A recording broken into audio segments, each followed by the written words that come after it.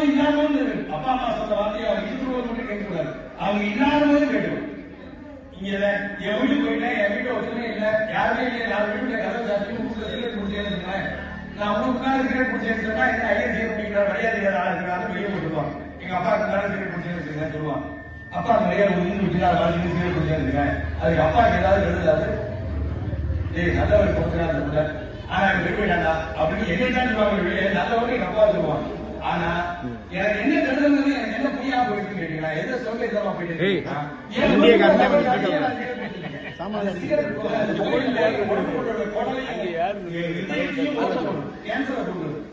அது தெரியாம போய் தண்ணி குடிச்சிட்டு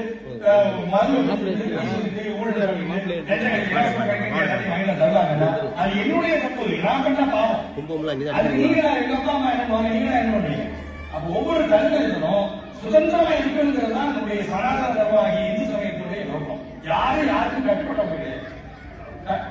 கொண்டாட்டி வீட்டுக்கார கொண்டாட்டிக்கு கட்டுப்பட்டவங்க கிடையாது. இணைந்து துணையாக இருந்து சேர்ந்து இல்லற தர்மத்தை ஒருத்தர் வந்து விட்டு கொடுத்து ஒருத்தருக்கு தெரியும், ஒன்று தெரியாது. ஒரு இன்னொரு ரகசியம் தெரியுமா? தேர்தலத்துல கல்யாண பத்திரம் பார்க்கும்போது என்ன 7ஆம் இடம் வரலாம்.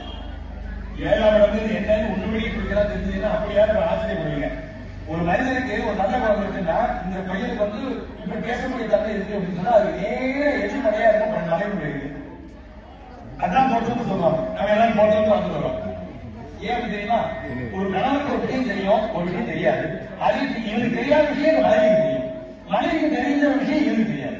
அப்போ எனக்கு தெரிஞ்ச நான் செய்யறா அப்ப நீ பொறுமையாது, உனக்கு தெரிஞ்ச நீ செய்ய அப்பா பொறுமையா இருக்கு அப்படின்னு பரஸ்பர குடும்பம் புருஷன் முன்னாடி சேர்ந்து ஒருத்தர் விட்டு கொடுத்து மன்னிச்சு மறந்து அடுத்தடுத்து கலந்து போய் தன்னுடைய வாழ்க்கை நடத்துகிறா பார்க்கிறதுக்காக இல்ல ரொம்ப சிறந்தது.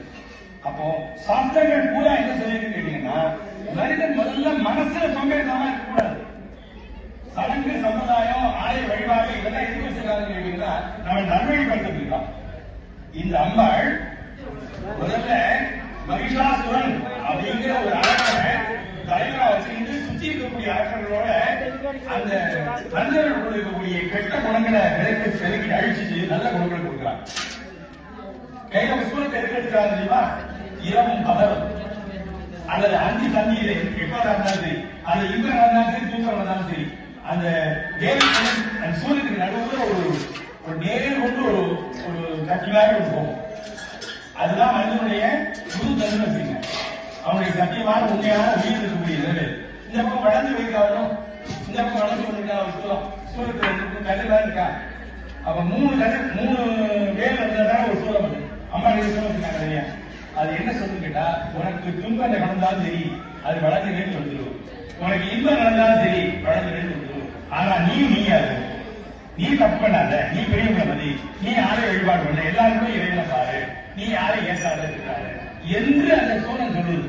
அந்த தப்பா நடந்தா சூழல் மனசோட அழிச்சு அந்த ஒரு வெளியே இப்ப நான் நரித்தமா நடந்தேன்னா அடுத்து நிறைய வந்து யார மாதிரி நல்ல மதியத்தோட எல்லாரும் நல்லது பண்ணிட்டு இருந்தேன். நான் வந்து அடுத்த ஜீவனை என்ன யாரையாவது வந்து யாராவது வேற ஒரு மிருகத்தை அடிச்சு சாப்பிட்டா வந்தீங்களா? சாப்பிட்டு அப்ப யானையா பரவணும்னு சொன்னா அது இறங்கிடும். ஒரு நிமிஷம் நிறைய புண்ணியம் இருக்கும். நாயா பரவணும்னு சொன்னா புண்ணியம் நன்றியோட சொல்லணும். அது நல்ல சாப்பிடும். பண்ணியா பரவணும்னு சொன்னா அதுக்கு நன்றியோட இருக்கும். அது வந்து பண்ணிங்கிறது வந்து தூய்மையான மிருகங்கள். எல்லா மிருகங்களும் எல்லா வழக்கு இலக்கங்களும் உயர்ந்ததுதான். ஆனா அது வந்து அந்தந்த நிலையை வைக்கப்படும். பண்ணி கொண்டு வச்சுக்குவாங்க வச்சுக்கலாம். அந்த தண்ணிக்கு வந்து நல்ல காய்கறியை போட்டு பழக்கி சாப்பிட கத்து கொடுத்து அப்புறம் வீட்டுக்குள்ள ஒரு ஓசம் அது நடுவுக்கு வைக்க முடியாது. நாளைக்கு பண்ணா நடுவுக்கு வச்சுக்க கூடாது. இன்னைக்கு சில வச்சுக்கிறாங்க. அதுக்கு தனியா ஒரு வழக்கா இருக்கும். பசுமாடை வந்து வீடு கட்டுறதுக்கு முன்னால நடு களத்துல கொடுத்து விரும்பமாக கொடுத்து வீடு பண்ணி வச்சிடணும். அதுக்கப்புறம் அது போட சாணி ஈரிதான் வீட்டுக்குள்ள கொடுத்து விடணும். வீட்டை கட்டிட்டு வீட்டுக்குள்ள பசுமாடை எடுத்து வைப்பேன். அதுக்கு எடுத்து வைக்கணும்.